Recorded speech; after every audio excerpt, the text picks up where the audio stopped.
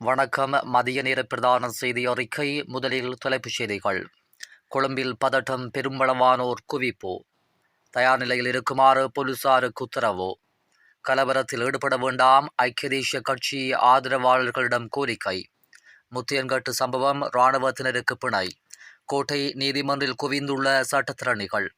கொழும்பில் தொடங்கியது அனுர கோகோம், பலப்படுத்தப்பட்டுள்ளது பாதுகாப்பு. ஜேவிபி அலுவலகத்துக்கு பலத்த பாதுகாப்பு.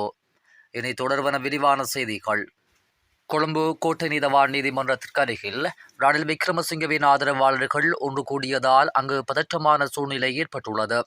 கொழும்பு கோட்டை நீதவான் நீதிமன்றம் மற்றும் அதனை அண்டிய பகுதிகளுக்கு போலீஸ் பாதுகாப்பு பலப்படுத்தப்பட்டுள்ளதாக போலீசார் தெரிவிக்கின்றனர்.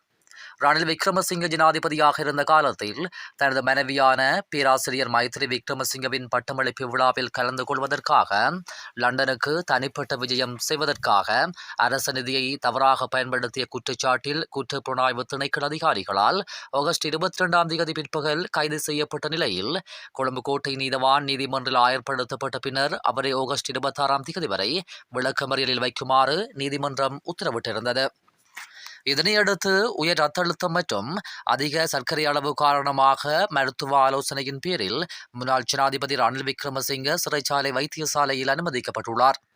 உடல்நலக்குறைவு காரணமாக ரணில் விக்ரமசிங்கவுக்கு வீட்டிலிருந்து கொண்டுவரப்படும் உணவுகளை வழங்குவதற்கு அனுமதி வழங்கப்பட்டுள்ளது. முன்னாள் ஜனாதிபதி ரணில் விக்ரமசிங்கவின் உடல்நிலையை கருத்தில் கொண்டு பின்னர் அவரை கொழும்பு தேசிய வைத்தியசாலைக்கு மாற்றுவதற்கு சிறைச்சாலை வைத்தியர்கள் தீர்மானித்தனர். இதனையடுத்து சிறைச்சாலை தலைமையகத்தின் அனுமதியுடன் ரணில் விக்ரமசிங்க ஆகஸ்ட் 23ஆம் தேதி கொழும்பு தேசிய வைத்தியசாலைக்கு மாற்றப்பட்டு பின்னர் தீவிர சிகிச்சை பிரிவில் அனுமதிக்கப்பட்டுள்ளார். இந்த நிலையில் ரணில் விக்ரமசிங்கவுக்கு எதிரான வழக்கு இன்று பிற்பகல் 1 மணிக்கு மீண்டும் விசாரணைக்கு எடுத்துக் கொள்ளப்பட உள்ளது. இதனால் கொழும்பு கோட்டை நீதவான் நீதிமன்றத்திற்கு அருகில் ரணில் விக்ரமசிங்கவின் ஆதரவாளர்கள் நிறைந்துள்ளனர். எனவே கொழும்பு கோட்டை நீதவான் நீதிமன்றம் மற்றும் அதனை அண்டிய பகுதிகளுக்கு போலீஸ் பாதுகாப்பு பலப்படுத்தப்பட்டுள்ளதாக போலீசார் தெரிவித்துள்ளனர்.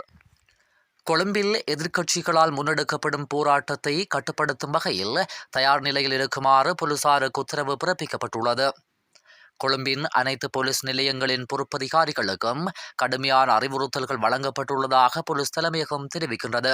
பொது ஒழுங்கை பேணவும் எந்தவித இடையூறுகளையும் தடுக்கவும் நடவடிக்கை எடுக்குமாறு போலீசாருக்கு அறிவுறுத்தப்பட்டுள்ளது. ஏதேனும் வன்முறை சம்பவங்களையோ சட்டமீறல்களையோ எதிர்கொள்வதற்காக உரிய நடவடிக்கைகளை உடனடியாக எடுக்க உயர் அதிகாரிகளுக்கு அதிகாரம் வழங்கப்பட்டுள்ளது. மேலும் அமைதியின்மை ஏற்படுமானால் உடனடி பதிலளிக்க கலக தடுப்பு படைகள் மற்றும் மேலதிக போலீஸ் குழுக்கள் தயார் நிலையில் உள்ளதாக பாதுகாப்பு தரப்பில் தெரிவிக்கப்பட்டுள்ளது.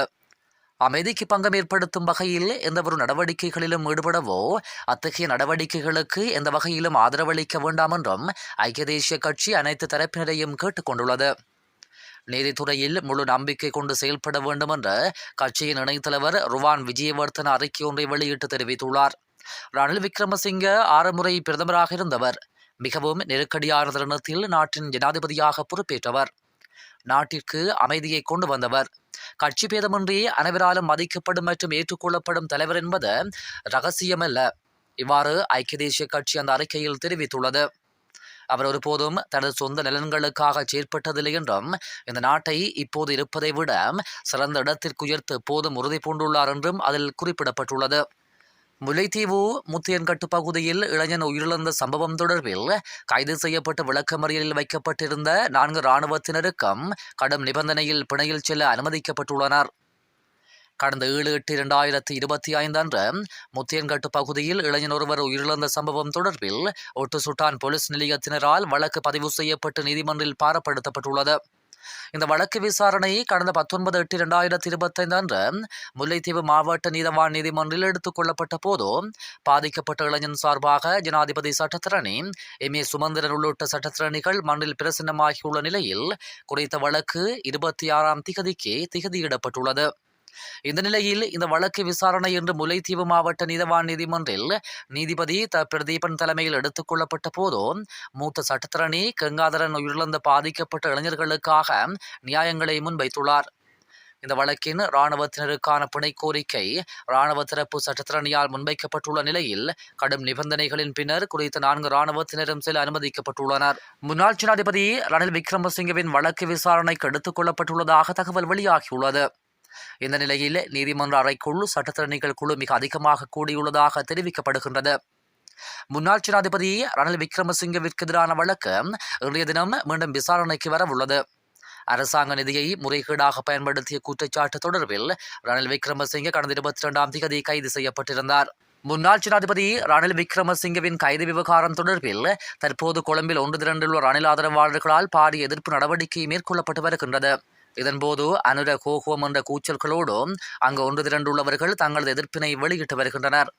மேலும் எதிர்க்கட்சித் தலைவர் சயித் பிரேமதாச தலைமையிலான குழுவினரும் கொழும்பில் ஒன்று திரண்டு எதிர்ப்பு போராட்டத்தை மேற்கொண்டு வருகின்றனர். பத்திரமுல்லை பெலவத்தையில் அமைந்துள்ள மக்கள் விடுதலை முன்னணியின் தலைமை அலுவலகத்திற்கு பலத்த காவல்துறை பாதுகாப்பு போடப்பட்டுள்ளது. காவல்துறையினருக்கு மேலதிகமாக சிறப்பு அதிரடிப்படை அதிகாரிகளும் பாதுகாப்புக்காக நிறுத்தப்பட்டுள்ளனர். முன்னாள் ஜனாதிபதி ரணில் விக்ரமசிங்கவின் வழக்கின்று கொழும்பு நீதவான் நீதிமன்றத்தில் விசாரணைக்கு வரவுள்ளது. இதன் விளைவாக கொழும்பில் எதிர்க்கட்சி ஆதரவாளர்கள் கூடுவதாக கிடைத்த தகவலின் அடிப்படையில் பல இடங்களில் காவல்துறை பாதுகாப்பு பலப்படுத்தப்பட்டுள்ளது. இத்துடன் மதிய நேர பிரதான செய்தி அறிக்கை நிறைவுக்கு வருகின்றது. வணக்கம்.